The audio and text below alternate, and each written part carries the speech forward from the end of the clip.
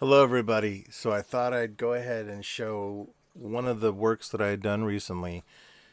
It's kind of weird. This is the second time recording the video because I made a slight mistake with the audio, so I had to re-record it. I left the fan on, and boy, did this microphone pick it up. So what we're starting here is a character that I nicknamed Skeleborn. This was a commission by 1313 Mockingbird Lane, Terry Taylor, my buddy. He wanted to have a character designed sort of based on him to a certain degree, I believe. And it's a fantasy character that is very much like the skater mascots of bands like Anthrax, the Knot Man, stuff like that. This was a hell of a lot of fun. Getting in here, this was just roughly sketching out what the character would look like. I have drawn Terry before, and if you go to his website, you can see the version I drew of him on there. And I wanted to do something that was a little bit more. I wanted the inking style to be a bit more like old EC horror comics, something along that line. So while drawing this, okay, basically I'm just going to jump into some of the techniques you're seeing me use here. I want to put this little caveat out there and just say what I'm doing isn't necessarily standard by any stretch of the imagination. Any of you that work in Illustrator or Photoshop, you can see this weird hackneyed way that I'm going about things, but it's a comfort that I developed while working. It emulates a lot of the inking style that I would do traditionally. It's a little more loose, organic, and sloppy. And I have nothing against Procreate or people that use that in an iPad, but that kind of work always just seems too perfect to me, and I like something looking a little bit more off kilter. It certainly comes with its pratfalls, though, or pitfalls, really. That's what I meant to say. So here I'm conceptualizing the overall shape and size of the skater hat with the folded up brim on it. And the design, first of all, I love drawing skeletons and I love drawing zombies. I don't get to do that enough. It's kind of weird. So a little bit later, there's a version that I did where he's wearing a raglan shirt. And there's a little story behind that is kind of a cool connection to an older project I had done many, many years ago. So here, now that I've established sort of what the character is going to look like, I decided, okay, I've got to at least mock up 3 different versions, standing up, wearing slightly different things, carrying certain different things, whatever. And maybe some variants in the shoes, the shirts, that sort of stuff. So I based the build to be kind of ghoulish, kind of gaunt, very, very zombie-like. So it was kind of a mixture of a living skeleton. So that's where the whole Skeleborn thing came up, because it was skin on the arms and on the legs, but the face was very skeletal, just barren of flesh. And so this stuff like this is why I love working in digital, because it's so easy to take a concept, recopy it, and move it over, all the layers intact and everything, and basically breathe new life into it and rebuild it the way that I want. Here I started cutting off the shoulders to create a raglan shirt effect on the character, and I erased the bottom part out and started sketching in where it was going to go. Personally, I love raglan shirts. This was my favorite just because I think they look cooler being kind of a 3/4 shirt. A couple of my favorite shirts, a Zaxxon shirt, which is actually going to be featured. Not me wearing it, but the history behind it when I review when I do a playthrough of Zaxxon on the SG-1000, the Sega SG-1000, and but I have a special memory of a raglan shirt that had V the Final Battle on it. I don't know if my parents ever kept that one or not, but that was the very first time I ever went to the Arizona Sonora Desert Museum, and so that holds a lot of fond memories. It was a good day with my dad that time. So here, keeping the shorts, that seemed like something that would be natural. Just trying a couple different variations on the shoes, a little more sloppy, high top sort of thing. This is more how I wore shoes whenever I was skateboarding. Was I never tied them, and my shoes were destroyed all the time. I was a terrible, terrible skater. Yeah, so here with the skin and everything, and just being real rough, real free flowing. The t-shirt, I wanted to have ragged edges to it. I didn't do that on the raglan for some reason, which was kind of weird. Well, yeah, I guess around the edges of the sleeves I did. I love the pointing finger. I think it's from like the there's a movie, and my brain just left where I'm almost certain that is based on something, but I love that in his logo. So here I'm doing a little bit. Oh, okay, you'll notice on that leg I was just drawing, there's a nail. So there's a story behind that.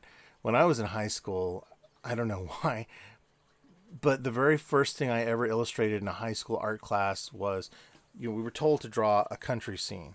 And so we were doing watercolor washes and stuff, but I struggled letting watercolor. I wanted control. And so one of the things I did was in the foreground, I put these two big stumpy bits of wood that were part of a cattle, fence line. And I remembered, because I'd worked on cattle ranches and stuff before, there was one that I had snagged a shirt on and torn it because there was a little bent nail sticking out of it. And it looked just like that. On every single zombie I've ever drawn, there's always a nail somewhere. On the head, on the arm, on the elbow, on the face, somewhere there's a nail.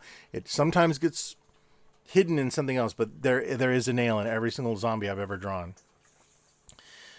Here I decided to add a bass since Terry played bass, and I thought, well, maybe work this in there. Maybe that'd be kind of a cool look. There'd be something to do with that. But thankfully, there was a really clear, decision on where this was supposed to go. Much more fun. Not really scary. It's still a horror mascot, but something more playful, more fun. Think toys, think playful. So that definitely evoked the changes that moved forward after this.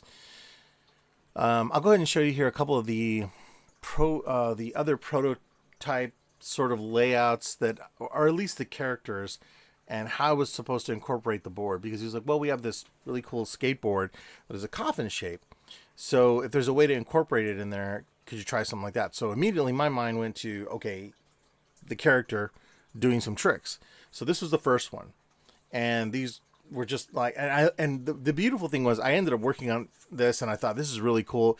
But he started looking a little mean, a little more scary, and not as much toyetic, anything along that line. So these three got thrown out, but I still keep them, and it makes for good content. So bringing the character head study back in, I was like, all right, so where do I want to go with this? Now, unfortunately, I did lose some footage when I was doing this. I kept forgetting to hit record when I was screen recording, just not paying attention. I got the blue line done for this, so I had a real rough outline to go with, but I did get all of the base inking. Unfortunately, I didn't get any of the coloring either, but I digress. So one of the challenges I have is anytime I'm doing digital inking, I forget myself on how what the size of the digital substrate is. If I was working in a document that was roughly 13 by 19 inches, but at 600 DPI. Well, for anyone out there that maybe doesn't understand how these documents can work, the higher the resolution, the smaller brushes can appear, and the more refined and higher the detail can be. Except when you start to zoom out, as you'll notice as I'm working on this, the lines can almost become more anemic. You'll notice how, they're not, and it's just from zooming in and zooming out. It's like anything in real life. But when you're doing digital work, it's easy. And I fall prey to this a lot, where I can get locked into not understanding what my line width is. When you're drawing or writing on a piece of paper, let's use writing. It's probably a little bit more succinct. And you have a specific pen that you're using. This point is a certain size, but if you use like a pencil like this that has a much thicker pen, a marking area, you're going to make a much bigger marker.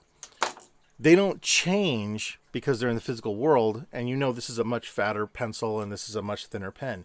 When you're working digitally, for me anyway, it's easier to get lost in that. Now, a lot of this line width stayed pretty much the same because I'm working with it and I can dial it in exactly where I want it to be. But when I zoom in, I tend to forget. And the speed on this is probably about 7 times faster than what I normally draw.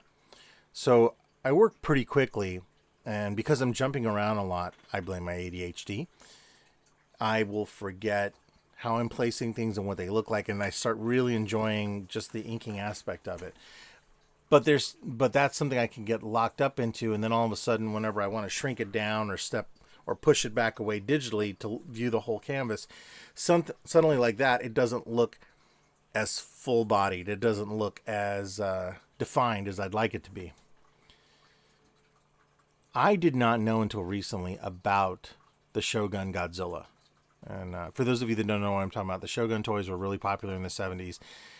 Evidently, the Godzilla toy was Terry's first and, if not, favorite toy growing up. And when he brought it up, I'm like, okay, I've got to make this look cool. This has got to work. The pose has got to work, like him just holding up the one toy he really loves, and everything. And then I really started to understand that, this character is Terry. It's him as a mascot for his business. And so this was one of the ones I did look reference up. I thank goodness eBay's got a ton of pictures of a lot of great toy collecting websites out there that had some great images of what he looked like, and it wasn't hard to draw that in. I wanted to nail that. Most of the time, I don't use reference for anything. I draw everything purely from memory or just make up stuff as I go along. And I've worn spiked bracelets all my life, so that wasn't hard to do. And if you've ever drawn orcs for Warhammer 40K or Fantasy, they wear stuff like that.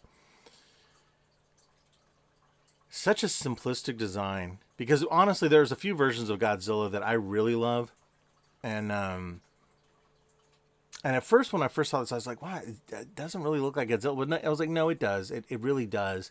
And I loved how the design had worked out in that way. Super 7 recently released some new versions of it, smaller ones. My brother picked up one at a show not that long ago, and now I'm starting to look at them. So here I'm adding in the skateboard, here are the shorts, a little bit of motion and movement with the fabric moving. There's the nail, snuck it back in there on the leg. Just switch the side on it. And kind of went with a more low-profile Van shoe. Something generic, just something implied more than anything. And this is very much how I lace my sneakers. There's a specific way I do them, and I sneak that. Like, it's weird the details I'll sneak into things, not because it's a reference point, it's just something that's stuck in my mind. There's a shoe tied that exact same way on, I think it's Pagan Zoetrope issue 4 of my indie comic. And, the blue is more of a guideline as to where I want to put things. So I always end up kind of pushing beyond the boundaries and stuff. I think that's so cool that they got a custom board made in a coffin shape with a logo on it. Yeah, here just adding in some of the details. So after I turned off the blue line, I really decided to go back in, and I was like, all right, I've got to start filling out the overall form of the characters. So using the marquee tool, I just started selecting areas and filling in black as quickly as possible. There are people that are going to be like, why don't you paint bucket stuff? Well, there's a reason for that. Sometimes I do, but most of the time it's very relaxing for me to take a big brush and just kind of fill in wash that way. I think because I miss that from doing traditional drawing. And so there's a lot of times whenever I want to be able to create something and still have that same feel. If you didn't catch what I did there, I basically copied the line work, repasted it on top, and did a white overlay on it so that I have the, they do that in animation a lot. You'll see that the inking on top of a character that has black fur or black coat or something is white or gray lines.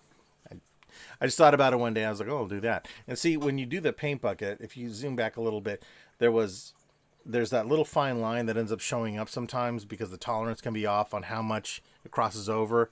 And that happens a lot to me, and I just don't like that. And sometimes I overlook it, and thank goodness the final product on this was the output was a little bit lower res, and so it worked good when it shrank down and that stuff goes away. But there's always that danger on bigger things. Like when I used to do work and create billboards, Jesus, that would get me in so much trouble. Like, why is there that fine white line around this design? Well, because I paint bucketed everything and it didn't look good.